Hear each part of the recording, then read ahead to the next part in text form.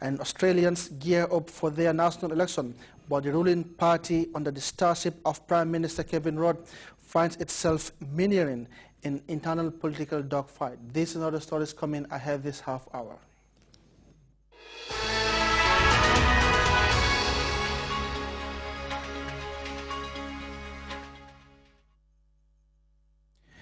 We thank you for joining us. Ex-Gendarmerie Mamadou Sow has applauded the developments ushered in by the July 22nd revolution in a letter addressed to His Excellency the President of the Republic of the Gambia, Sheikh Professor Alhaji Dr. Yahya Ejije Jammeh, as part of the 19th anniversary of the July 22nd revolution. Despite the country's small size, Sow indicated that the head of state has succeeded in putting the Gambia on a map of great nations.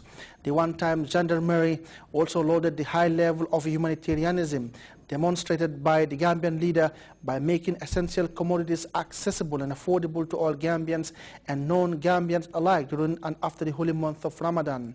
He prayed that Allah the Almighty continue to guide and protect the President and his family and grant him the wisdom to move the Gambia forward.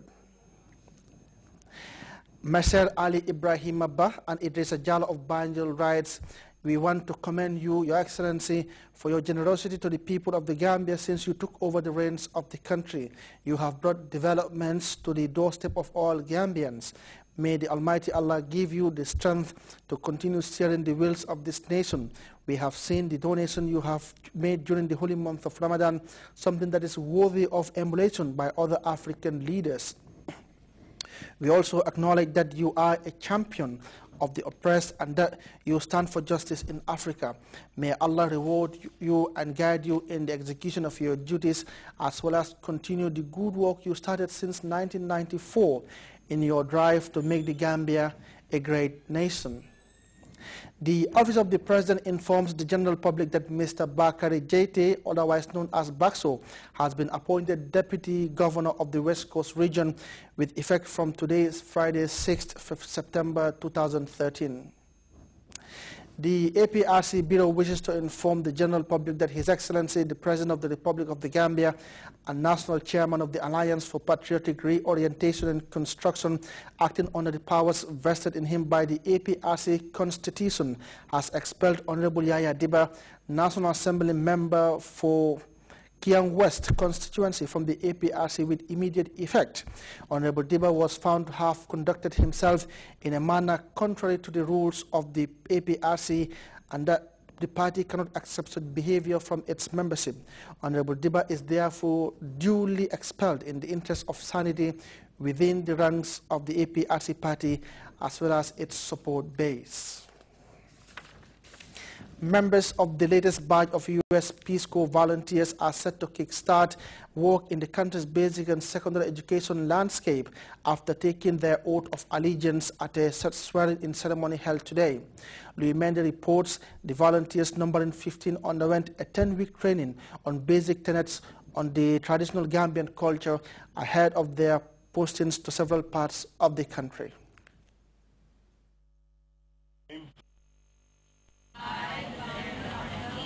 Do solemnly swear that I will support and defend the Constitution of the United States.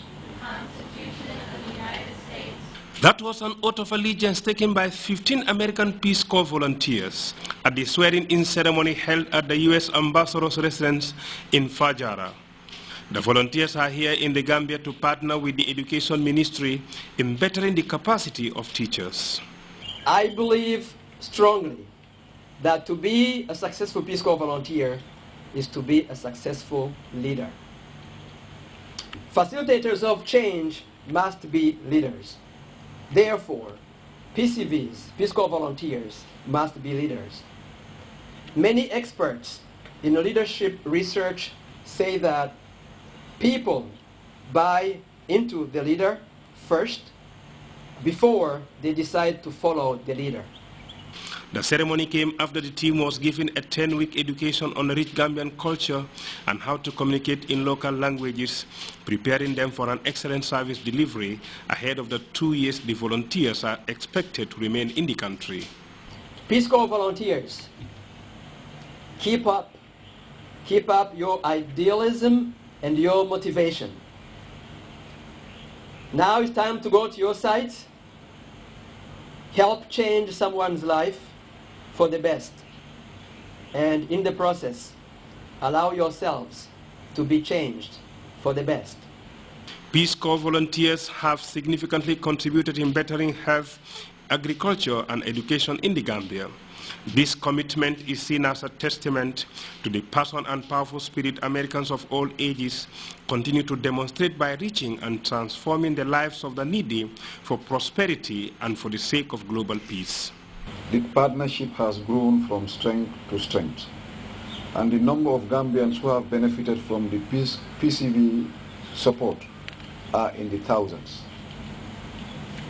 Consequently, it is rare to meet any Gambian teacher who has not worked alongside or been taught by a Peace Corps volunteer. This strong collaboration and support can only happen in a meaningful partnership. As the volunteers wait for deployment to various schools and communities across the country, they look motivated by John F. Kennedy's once powerful phrase, that never before has man had such a great capacity to control his own environment, to end hunger, poverty, disease, and to banish illiteracy. This was today represents the spirit of the Peace Corps. Louis Mendy, Grts. The French embassy in the Gambia Thursday presented equipment valued at over 42,000 euros to the Gambia radio and television services.